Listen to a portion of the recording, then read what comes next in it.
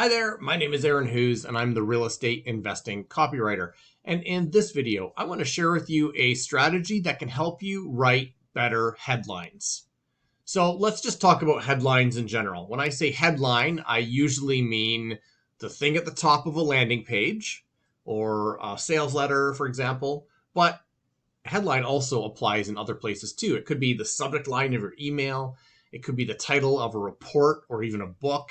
It could be the first line that you put in a direct mail letter or postcard that you send out. So there's a bunch of different places that you can use this thing that I'm calling a headline. And it's usually the first text that a person sees. So they might notice other things, such as a photo on the page, but it's usually the first text. It's the biggest, boldest text.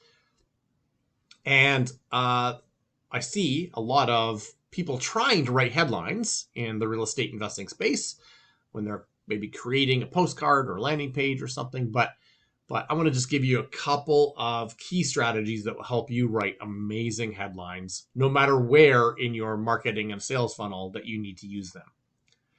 So here are the strategies.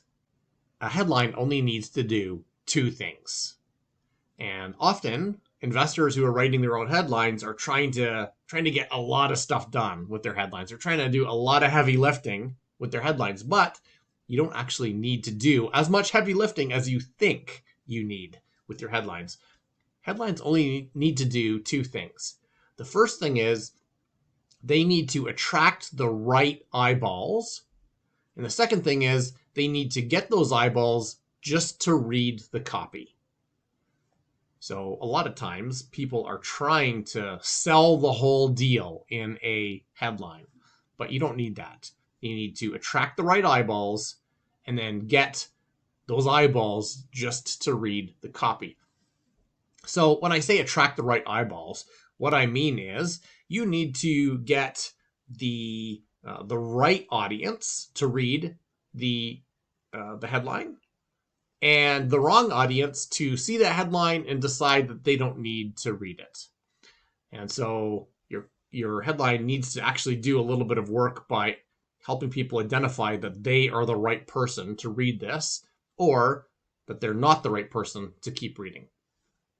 Because you don't need the wrong people to read your copy. You need the right people to read your copy. And so one way that you can do this is by identifying in the headline who needs to read the copy. So, attention Phoenix, Arizona homeowners who need to sell their house fast. That's something I use fairly often. And it's just a great way to identify who needs to read your copy.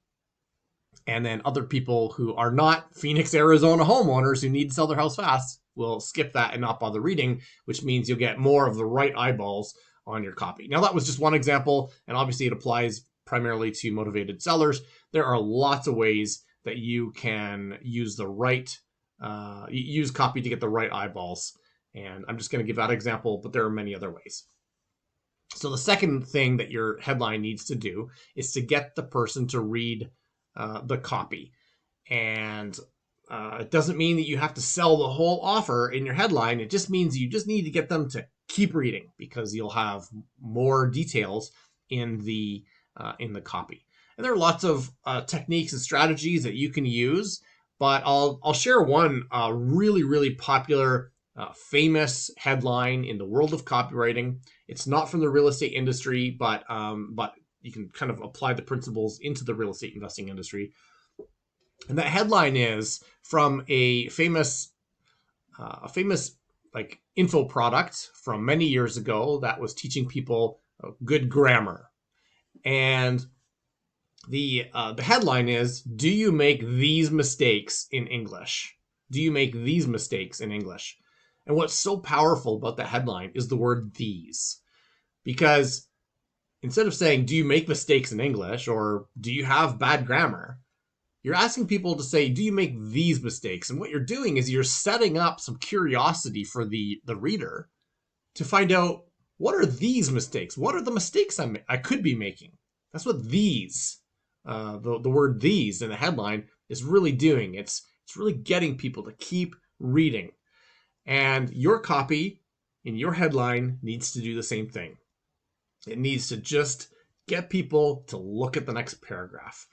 So next time you're thinking about writing a headline for your postcard, your direct mail, your landing page, your email subject line, your report, whatever it is, ask yourself if your headline is doing the two things that a headline needs to do.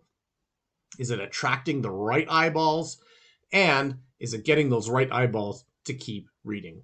Kind of make that a simple checklist you can review every time you're writing a headline, just to make sure that your headlines are doing the work that a headline needs to do. All right, I hope this was helpful. My name is Aaron Hughes. I'm the real estate investing copywriter. And if you want more tips and tools and strategies to help you do more deals, head over to realestateinvestingcopywriter.com.